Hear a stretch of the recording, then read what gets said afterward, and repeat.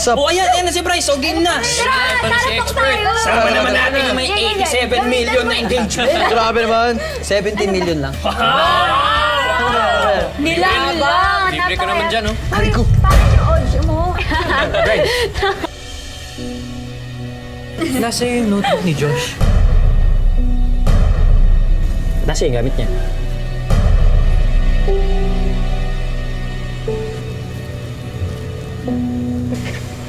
Okay, sige. Sasabihin ko sa inyo yung totoo. Pero please promise me na sekreto lang natin to, ah. Marites ako pero kaya ko naman mag-promise. Cross my heart. Ako din, cross my heart. Padlock, tapon susi. Bres, ano ba yun?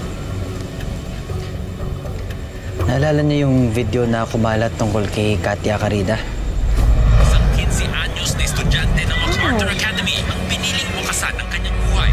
Totoo nun is, ako yung nagpakalat ng video.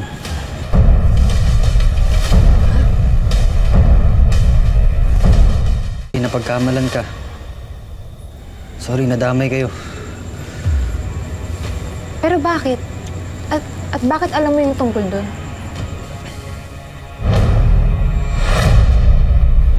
Hindi sana nangyari to sa'yo kung kasama mo ako. Kasi ako yung dating boyfriend ni Katya.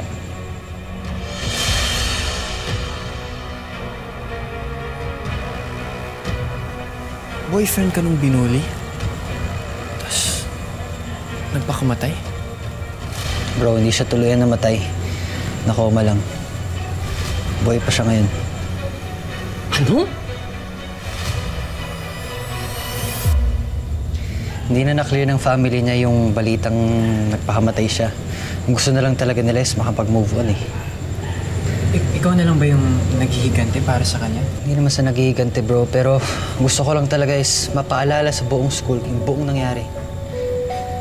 Pero merong magandang naidulot yung ginawa ko.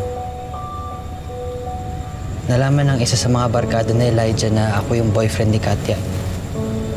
Guilty siya. Tinulungan niya akong alagaan si Katya sa ospital. Si Josh yun.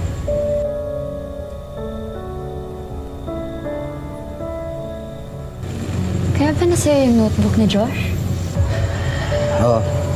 Binigay sa akin lahat ng libro niya tsaka mga school handouts niya bago siya pumasok sa mansyon ni ate. Pero guys, wala akong masamang intensyon. Hindi ko ginusto lahat ng to. Gusto ko lang na kahit isa man lang sa tropa ni Elijah mag-sorry sa girlfriend ko. Kasi baka mamaya gumising pa siya, di ba?